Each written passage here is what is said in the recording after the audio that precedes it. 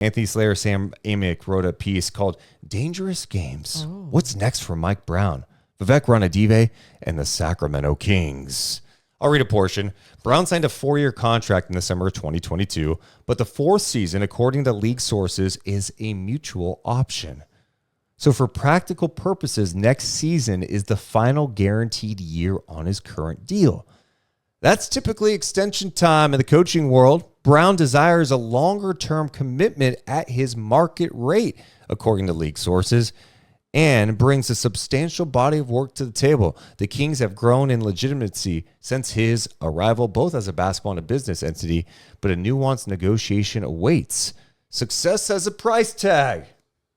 Steve Kerr, $17.5 million annually. Greg Popovich, $16 million, and Monty Williams, $13 million, have reset the coaching market since Brown signed his deal. He wouldn't command Kerr or Popovich money, but it's fair to assume, considering reputation, resume, the offer would need to reach double-digit million annually, so 10 plus million annually. Yet, while team sources say Brown will definitely return for next season, the conversation about his value beyond the 24-25 campaign runs a risk of being complicated and potentially uncomfortable if Ranadive is unwilling to reinvest in this partnership. Okay. One, I'm just going to stop. Funny. I'm just going to stop this right now. Okay. Just give him the extension. Yeah. Okay, just give him the deal. And I get it. This is classic negotiation. They haven't talked about that mutual year yet. He's entering year 3. Mm-hmm. The mutual thing is weird because, okay, tell me this. If that 4th year is mutual, what if Mike Brown says, I want to stay? And Vivek says, no, you go. Well, what do? Rock, paper, scissors it? A coin flip. It has to be mutual, right? So how do you decide that? Rock, paper, scissors. Or vice versa. Like, no, Mike's like, I'm leaving. Vivek's like, no, you stay. Rock, paper, scissors. Rock, paper, scissors. Like, how do we decide this shit? For millions of dollars.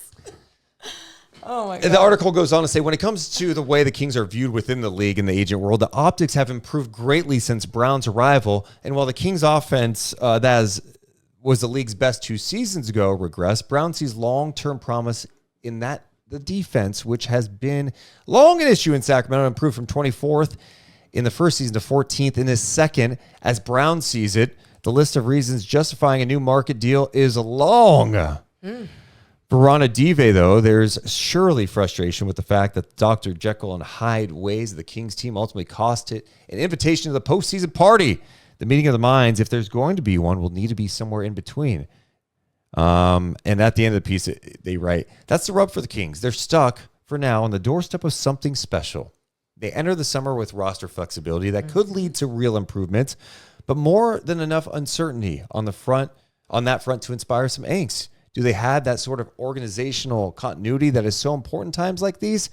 That part remains to be seen. Because Monk could be gone. Jordy left to Brooklyn. Mike Brown. Okay, look. Pay the man. Pay the man. This is not even a debate here. Thank you. Let me just play this out from a negative perspective for a second. Oh, no. This is nightmares. No, hear me out. If Mike Brown gets let go after next year, what legitimate head coach is signing up to be the coach in Sacramento? If the guy who ended a playoff drought and is the first guy to have multiple winning seasons in a row since Rick Adelman, and you have to go back like almost 20 years since he was in Sacramento, if that guy can't hold the job and set a culture, what person in their right mind would go, sign me up for that? Someone will do it. It's one of 30. We all know these talking points. No, whether you are in love with Mike Brown as a fan or you're mixed on him, whatever, the fact of the matter is this: he's brought winning to Sacramento, he's brought respectability back to Sacramento, and he's brought legitimacy, a culture. This is a no-brainer. You don't want this type of stuff to be a distraction to me. Just get it done. I am so with you on that. I think it's just so obvious at this point. Because, by the way, in sports, in all aspects of life, there's going to be ups and downs. Sure. And if your downs to start are a 46-win season in the Western Conference, where in the Eastern Conference it would have been a playoff freaking season, I'll take those downs. Now, my standards won't be those downs every year, just as anything in life. Again, like you try to grow and get better. And I think when you look at this coach and the coaching staff he surrounds himself with, you see the possibility of winning, continuing on a consistent basis. And you got to follow that. You really do. Going back to the Denver Nuggets, we already talked about the Michael Malone ups and downs. When were they? That's a great example. Thank Michael you. Malone. Okay. Yeah. Former Sacramento Kings coach that lost his job too early, and he has been in Denver ever since. Winning. Potentially on his way to back-to-back championships. Yep. You just don't want that to happen to you. And I'm not acting like, oh, you don't want that to happen to you, so any coach is the right coach. Just keep them in there just for consistency. No. You have someone who has been through it and has experienced so much in his career as a head coach, as an assistant coach, as a human, and he knows himself. He knows what he's capable of doing, and he knows what he's capable of doing for a team. And he brings in the right people to work for him. Yes. Okay, and there's no better example of this than Jordy Fernandez, who leaves the Sacramento Kings to take on the Brooklyn Nets head coaching gig. Boom. And De'Aaron Fox told a story about him today. He was asked about Jordy leaving, and he talked about when Jordy first got the job in Sacramento, and that De'Aaron was in Southern California doing a workout in San Diego with Luke Laux, and Jordy was there for the workouts watching him. After, he pulled De'Aaron aside and said, "You don't work hard enough."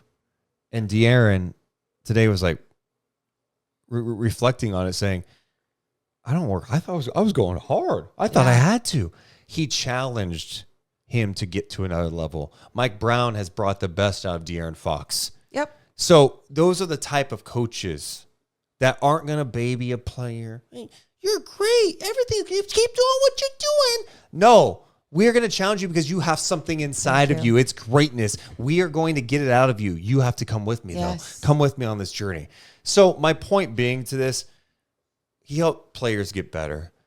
Mike Brown improved a defense that was a joke last year. Yes. And after the All-Star break, they were really good. They played physical, and there were some minor roster adjustments, Keon Ellis being one of them. That wasn't all of it. It was De'Aaron Fox, it was Keegan Murray's communication. That credit goes to the coaching staff for implementing something on a roster that was pretty much the same as last year, getting something different out of them. I don't even think this is a debate. I found that article very interesting, though, that it was acknowledged about this mutual year. And it's clear. I mean, I'm like, if Mike Brown gets a new deal, can he give a little cut to the Athletic for this? I mean, God, this is great stuff that they did there. It is. No, it is. And look, it's all politics behind the scenes in so many different jobs. Yeah. I mean, not just in sports, right? It's just like so many different jobs that people might have. And if that's what's going on here and there's some good things going on, continue. Please continue with the good. Please. Man, dear God, please.